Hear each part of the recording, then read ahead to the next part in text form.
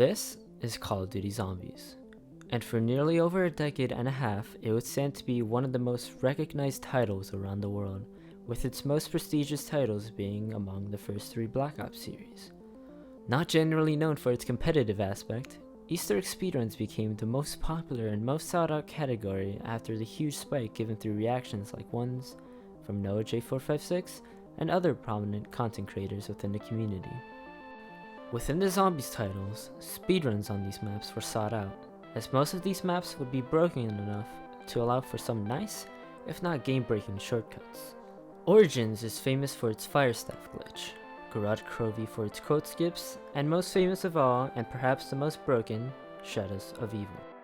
These maps have stood the test of time, and while not every map documented their world record history, most if not all shared a common theme: they were broken. But then there's Motd Dead. Shortly after its release, you were able to fast swap the Tomahawk to save some time as you ran. For the next 8 years, nothing else. It seemed like, as most thought, Treyarch had actually made a perfect map, since you couldn't even complete the map by yourself, effectively writing out the solo category for a long time. For years, Motd Dead's speedrun scene grew, as players mastered the route and optimized the RNG involved within this strategy. But all of a sudden, in 2022, Motd Dead's reputation of being a glitchless and simple speedrun was a thought of the past. A map that was considered to only be finished in co-op quickly became one of the most broken in this series, rivaling the likes of Shadows of Evil. This is the story of Motd Dead.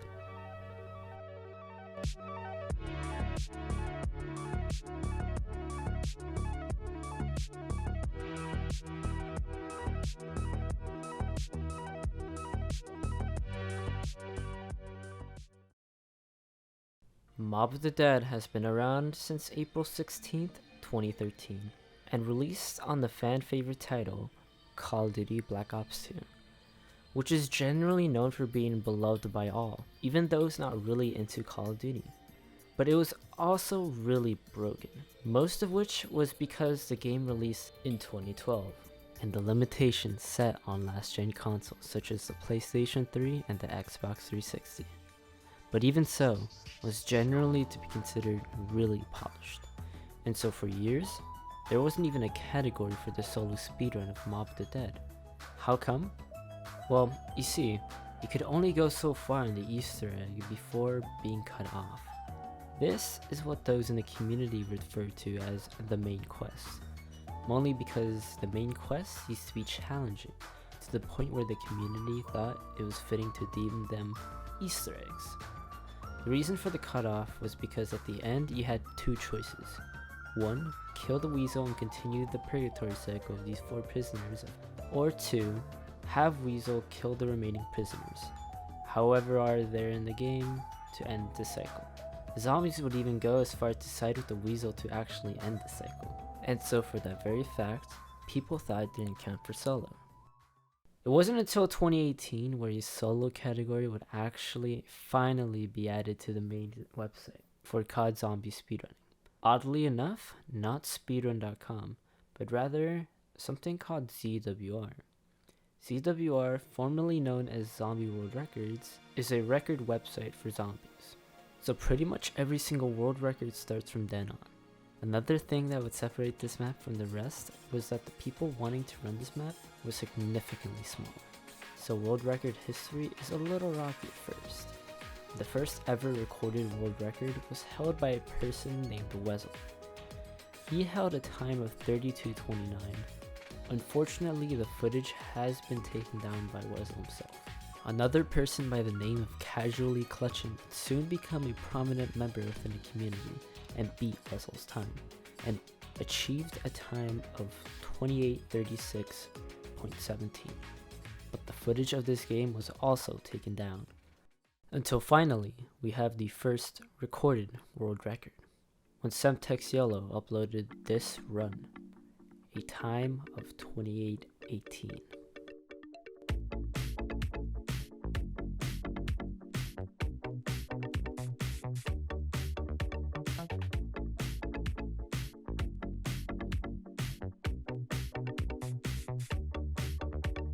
He'd start off in the spawn room, and he wants to get enough points to open the doors. He would look out this window to check for whether or not the key would spawn in, having a 50% chance of it spawning there or not. He wants the key to be there to start the laundry process faster, and grab the laundry piece, go over to this dog and finish it, and end the round before leaving. After which, he'd go into afterlife mode and shock the meter for free double points and the other to open a door. Shock this box to lower the key and dash to another clock to open this area up. He revives himself before dying and uses the double points to get some points. Goes into afterlife mode and starts the laundry process. He will then kill zombies for more points and end the round. A nuke would also be ideal because he needs a total of around 7,000 points. He goes down the spiral staircase and throws a grenade to time himself blowing up and opening this panel. He will then go input the code given from going down the staircase, only visible in afterlife mode. When he revives himself and grabs this plain piece, he goes down to the second dog location and finishes feeding that dog up until it's done, and then goes into afterlife mode to shock the boxes, this meter, and the gondola. He will then end the round to grab the plain piece and then go up the gondola. He goes over to the warden's office to grab the plain piece and then goes over to the infirmary to start feeding the last dog. When done, he grabs the last plain piece to build the plane. Takes off to the Golden Gate Bridge. He doesn't want to end the round before liftoff because you need to time your round end to spawn in the fuel tanks. They'd be in the general locations where he grabbed his plain pieces. When returning to spawn, he grabs the fuel tanks by first going to the warden's office, then down to grab the Hell's Retriever, and then goes to the showers for that fuel tank. Down the spiral staircase for the fuel tank, next to the docks for this blue skull, only attained through this Hell's Redeemer, and the fuel tank. Right before going back up, he hits the light post and grabs another blue skull. He then goes up to the infirmary to grab the last fuel tank and build the plane. Right before liftoff though, he grabs the blue skull over on the roof. He then times the round end and then goes over to the warden's office for that fuel tank once again. Before leaving, he grabs the final skull on this electrical pole. Then before going down, tomahawks this poster and then goes down for the laundry piece. He then goes down the spiral staircase and then up the gondola, runs to the infirmary and then builds the plane one last time. He goes back to the prison and grabs the skull in this cell on this toilet and then goes into afterlife mode to shock the spoon on the ground. He then revives himself and then grabs the blundergat on the table, runs to the cafeteria and then tomahawks the spoon at the cafeteria. He would run down the spiral staircase to go into afterlife and input the codes. When done, he revives himself for the last time and an audio reel will play. He then has to grab all the audio reels placed at these locations. And then, when the last one finishes, he's finished the speedrun. In all, Semtex Yellow finished with a time of 28:18. It was a good starting point considering this route was a precedent. There were some obvious mistakes, but no huge downs. In just 2 days, this record was flat out beaten. Most of the route was the same, but was executed better. Notably the audio reel step, activating them much earlier than Semtex did, and getting the blundergat much earlier than Semtex. But most notable of all is the switch of using the gondola right after the laundry step, straying a bit from what Semtex did.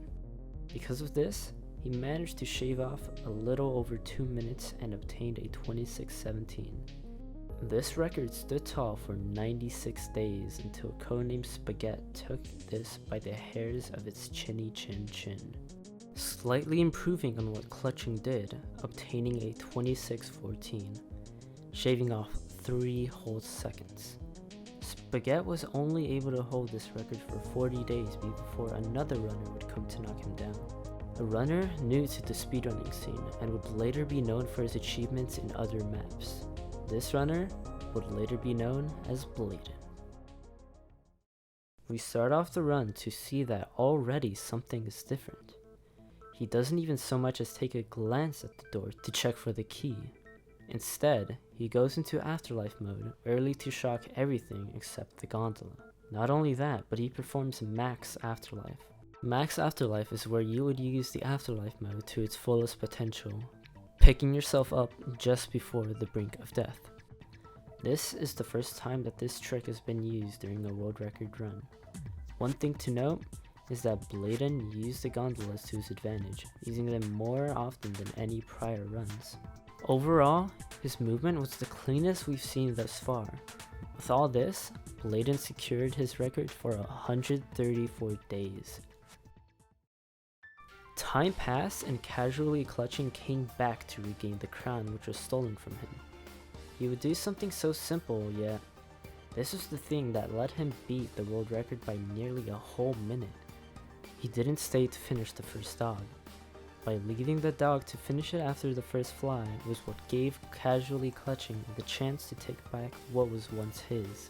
Coupled with the fact that his movement was just smooth, casually clutching was able to hold his record for what seemed an indefinite amount of time, rivaling amongst many older world records to being one of the longest times a world record was held.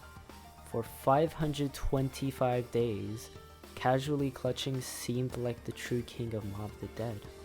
Besides Bladen, no one could even come close to his time. Even then, the RNG involved was insane. Zombie spawns, power-ups, point maximization, etc.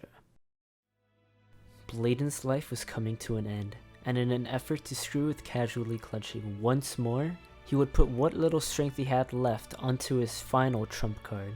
So that's exactly what Bladen did.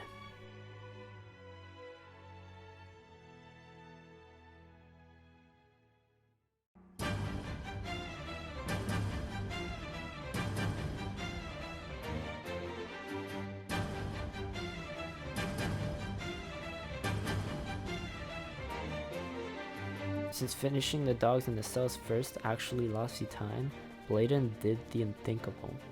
He skipped the dog altogether. Not only that, but he took inspiration on not finishing the cell's dog and took that with the dog's dog.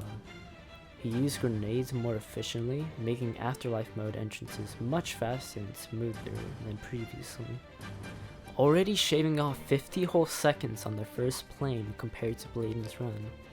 After returning, he would finish the dog, and then as soon as it finished, he would go down the gondola, finishing the dog's dog and use the gondola for more efficient use.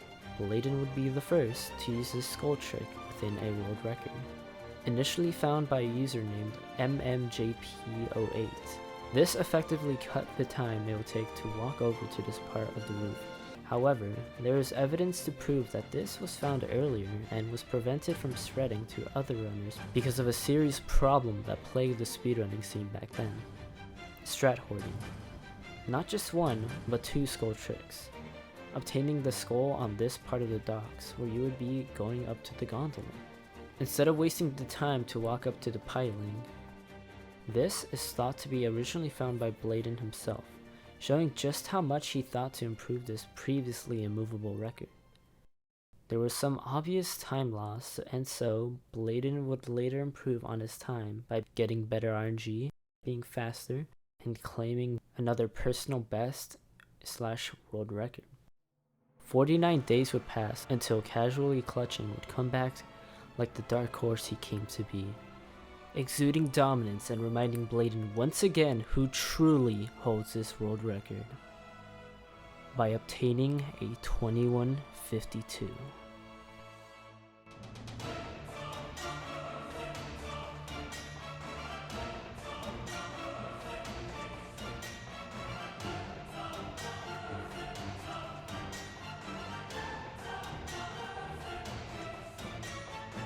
Obtaining a 21:52.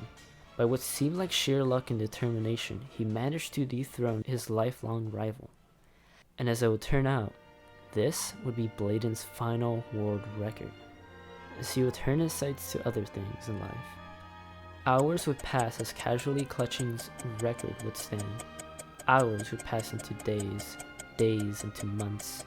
Over half a year would come to pass until finally someone would take a gambit. That someone was Mark Van Leerdam. Mark was a pro at the other maps, and this would be his first time taking on the behemoth of Motd Dead. Improving on what clutching did wrong, he shaved off 16 seconds and got a 21:36. Mark didn't stay long though, as this would be his one and only world record on Motd Dead. Instead, something else happened. Movement, skill, and RNG. Casually clutching, the king of Motd Dead attained everything this map had to offer. The words he uttered just before his death drove people to the prison. "My world record? If you want it, you can have it. Beat it. I left everything this world has to offer there." And so, speedrunners headed for the grand record in pursuit of their world record. The world had truly entered a great speedrunning era.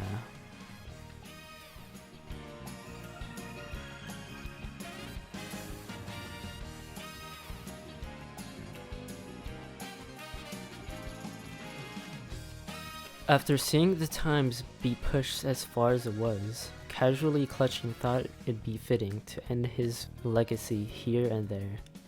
Since his lifelong rival Bladen was leaving too, he thought, why, it's about time I leave too. Huth was among the first of the new generation to obtain a world record. He took everything he learned from the previous world records and more to achieve his own world record. He improved nade strats, made new nade strats, saved time on dogs, and shaved off 23 seconds to get a 21:13. Dank Slushy would be the next of the new generation to obtain a world record on Motd Dead. This time, saving not only time, but also points. By opening this door by holding a grenade, and right before it blows up on the 4th tick, he would jump and spam the interact button, effectively saving 1,000 points. Sparking a new rivalry, reminiscent of the old one Bladen and casually clutching had. They would both go back and forth on world record contention. This trick not only worked on the spawn door, but on every door. A map that was thought to have been maxed out, optimized to its fullest, has been shattered. How exactly did this come to fruition? Let me tell you. I mean, yeah, free doors are good and all, but how much time does that really save? Well, you see, it's not just free doors that were discovered. The entire route has been radically changed. Free doors were initially discovered in a method that's certainly different from the current method. Unfortunately, this video went under the radar. It wasn't until a fairly popular runner within the community rediscovered this trick, alongside another member. These two members were Kooky and Big Boy, one known for their speedruns in Black Ops 3, and the other for their speedruns in Cold War. Here's footage of him performing the trick in one of his own speedruns. With this in mind, Huth and Slushy went to work. As soon as they spawn in, they would open the door in Afterlife mode. After that, they would shock this box through the cage, performing a trick also known as portalless. This was to shock something without actually having to go through a portal. Another trick they used was parkourless. This was used long before, but they would shock this faster than previously. Originally, developers intended for you to shock this by going all the way through this parkour section, making you feel a sense of worriness and dread to revive yourself as soon as possible before death. But speedrunners essentially said no, and skipped this part entirely. They would sprint down to unlock this door, and as soon as they did, they would pull out a grenade and hold it while they would hop over to this door, which cost 2,000 points, and performed the free door trick. They would shock the meter and revive themselves after obtaining the new minimum, 5,000 points. They would go down, and right before they got to the panel past this wall, they would throw a grenade around here. Not enough to bounce out and leave, but just enough to pick the grenade back up. They would open this panel and this door for free, and when they grabbed a piece, they would buy this door and immediately pull out a grenade and hold it until they would perform the free door trick. It did not matter whether they would jump past this line, as long as they're good enough, it wouldn't make a difference. They would fill this dog up to 4 and then run down to kill a 5th dog, and then run down there to grab the piece and kill a 5th one while they're down there, and hopefully a 6th one to finish the dog. Rare, but not impossible. After getting the warden's office piece, they would dash to the infirmary's office and get 4 kills before going into afterlife mode to open up the roof. After which they would go to the bridge and wait. Wait until the chairs spawn in to end the round. As it turns out, these chairs are mapped with the location on where you could spawn in. And the closest revive spot happened to be the second one, making it the most commonly used chair. When back, they would grab the warden's office piece and then fill this dog up to 4 or 5 before trying to fill the last one closer to the gondola to start going down faster. If they didn't finish the dog's dog, they would finish this one as they grabbed the dog's piece. They would run up to grab their tomahawk and then the laundry piece. Grab the roof skull here or later, yes, later, then get the infirmary piece and then build the plane. Once back, they would run to the warden's office and tomahawk this poster, or simply throw a grenade at it. Then they would go into afterlife and shock the spoon on the ground. They would grab the fuel tank there and then run down the staircase and go over to this 1500 point door and then run to the laundry's fuel tank, afterwards down the spiral staircase and grab the fuel tank that's down there. When at the docks, they would get this fuel tank and then tomahawk from here, saving a couple seconds. Not much, but seconds worth much more than you think. Grab this skull here, either the usual more riskier method or like this. They would then run over to the infirmary and then they could tomahawk the roof skull from here if they didn't get it earlier. And from here they would throw their tomahawk at the bottom left corner of this mattress on the ground, and then somehow, someway, they are able to activate the quote that's activated when tomahawking the spoon that is down here in the cafeteria. After which they would build a plane after grabbing the last fuel tank. When they come back, they would run over to the warden's office, and on their way they would grab the toilet skull and the last skull to grab the blundergat, trading the pistol away. 1, because it's weak and should have little to no ammo, and 2, because the MP5 gives you the fastest movement speed within the game. They would run down to the shock box to go into Afterlife and input the codes in this order: 101, 481, 386, and 872. The reason for this was because the numbered codes lined up so you could input these codes faster than any order.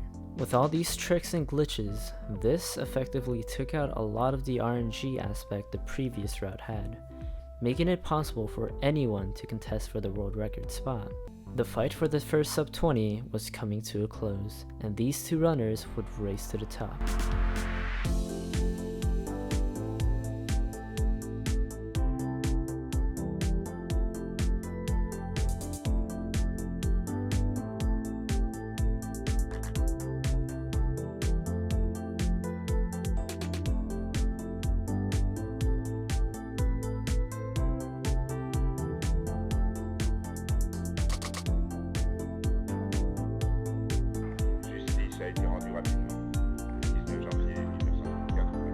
What was that? Wait, what was that?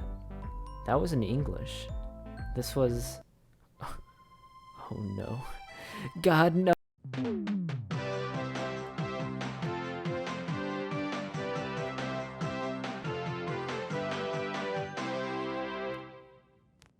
Many video games are known to have certain versions of a game which are faster than the rest, either to shorten the text box sequences or skip dialogue sequences. In Mario 64, the Japanese version's text boxes are the fastest.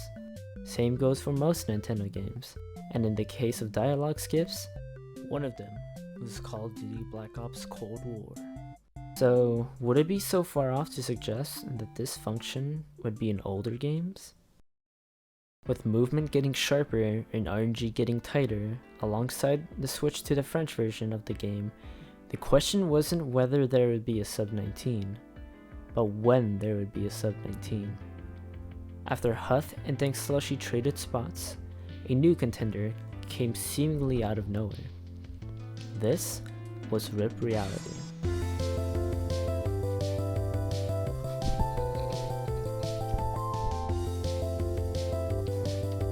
Jackson 404 likes hands, he has a hand fetish.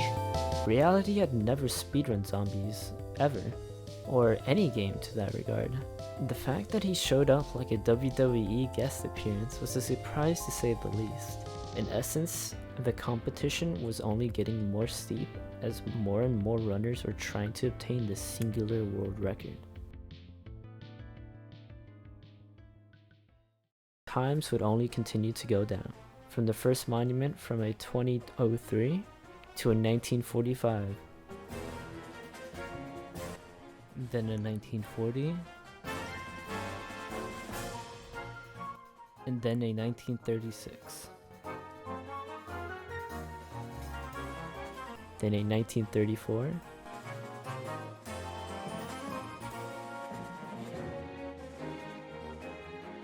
a 1932, 1928,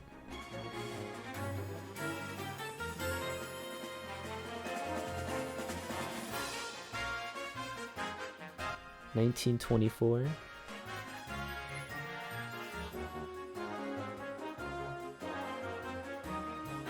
1923,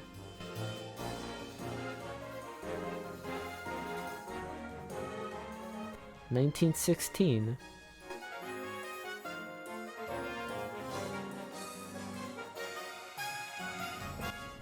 then a 1910. Pretty close.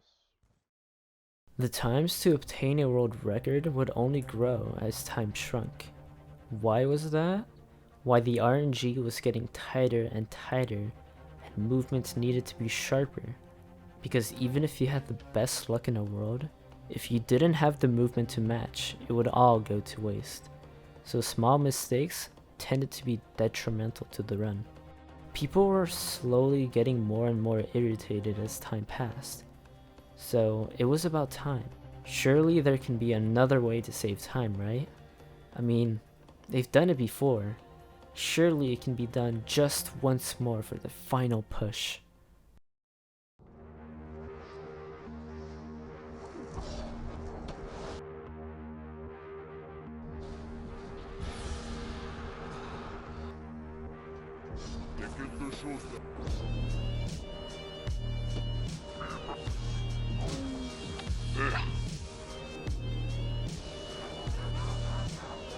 Boom. That was it. That would be the key to pushing this record to the first sub-19. Question is, who was going to get it? This skull was found earlier, but in a way was sort of useless, if not lossy time, because you could easily have gotten it on your way to the warden's office. But with the addition of this new route, getting the skull this way would prove to be the only way. Rather than making a whole new route, he used something that seemed inconsequential and practically made a whole new route out of it, which saved a whole lot of time than previously thought.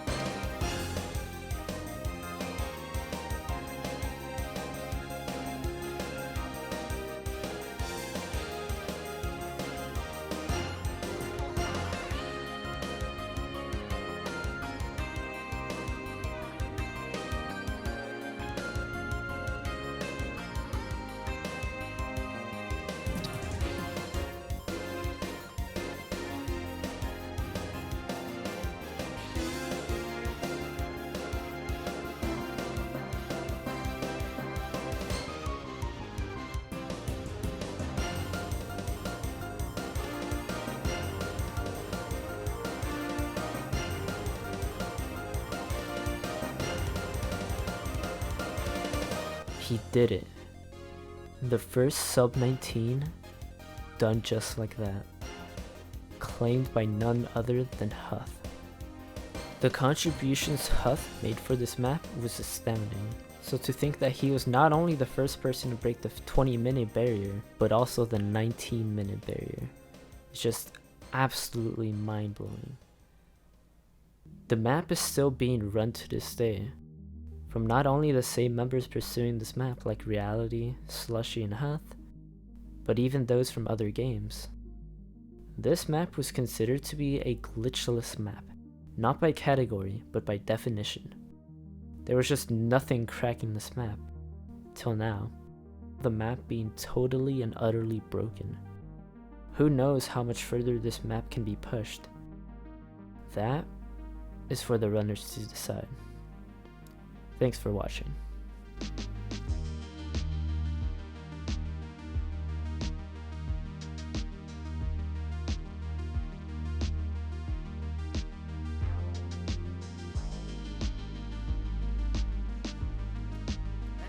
That's bollocks, dude. No, what again? What are you doing, man? I think I hear myself, so. Alright, my bad. No, don't worry about it. My voice is sexy as fuck anyway, so it's okay.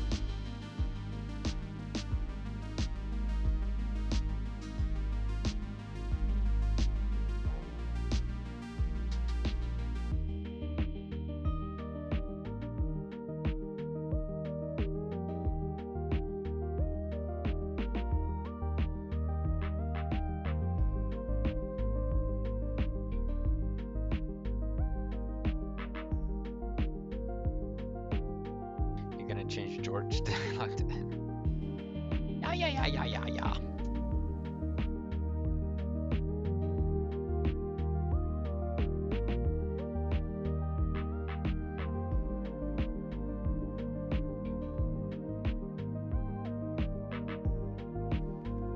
This is fucking dirty. This is fucking dirty. This is fucking dirty. Oh my god. This is fucking dirty.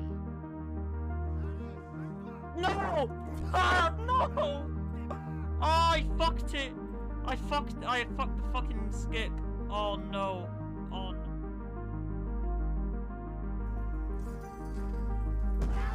no. I did it! Let's go! Oh, that's actually so clutch.